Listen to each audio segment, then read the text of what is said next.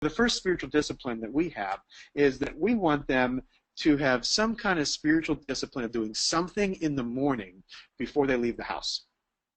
And the way I kind of word it to them is I go to sleep, I wake up, I walk into the bathroom, I look into the mirror, and I basically spend a half an hour trying to fix what went wrong overnight. And that's just my world, you know. And I basically it's an I thing. For half an hour, it's I have to deal with my hair and my contacts and brush my teeth. It's all I.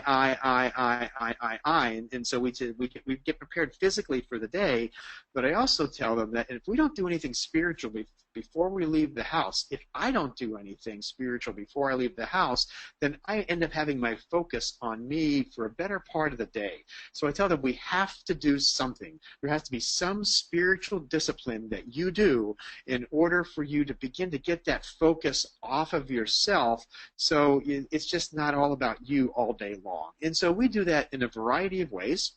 And one of the ways we do that is and in your church we already have devotions of some sort, but we have our young people write out a purpose prayer. And for us, the purpose prayer, we pull it right out of Deuteronomy, the famous verse in Deuteronomy. And we have our young people actually write the verse on 3x5 cards. And so we do this. Again, I begin this in 7th grade, but there's no reason why you can't begin it sooner. And we will actually, I actually have them write this down on like 3x5 cards. One of them stays in their Bible, either as a bookmark or we tape it right in the front. And then one of them I told them I want it somewhere in your bedroom, and then somewhere in your bathroom, kind of connected up there on the mirror or something so they can see it. And basically, they just write this out that says, Lord, help me today to love you with all my heart and with all my soul and with all my mind. And so we have them write that out 3 times and just put it all over the place. And then what I'll do is whenever I'm together with them, whether it's a Sunday school class or a youth group time or wherever we are, we might begin our day by praying the purpose prayer together. And so this is just one way.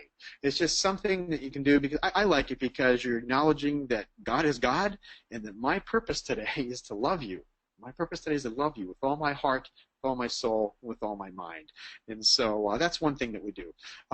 There's other verses you can use. I know that some of our young people, like I think it's 1 Corinthians 10:31, where it says, "Lord, help me today to do all for the glory of God." And that's just their purpose prayer in the morning. That's before they leave the house. You know, they at least pause for a moment and say, "Lord, help me to do all for the glory of God today as I go through my life." And so that's another way to go about that. The other option we give to young people, and it's a little prayer that just simply says, "Good morning, God. I am your child. Show me your way today." And that's just another prayer. So when we introduce this to young people, we'll have them in our room, and I'll have like little stations around. We're big on stations, you know, just so kids aren't sitting for the whole time. And so they can go around from station to station, and they can do all of them. And then I tell them, I want you to try this one this week, and then this one the next week, and then this one the next week, and then figure out which one that you're most comfortable with. And that's the one I want you to do. And so that last prayer, if you didn't get it, the good morning prayer, it just simply says, "Good morning, God. I am your child. Show me your way today." And I like that because it acknowledges God.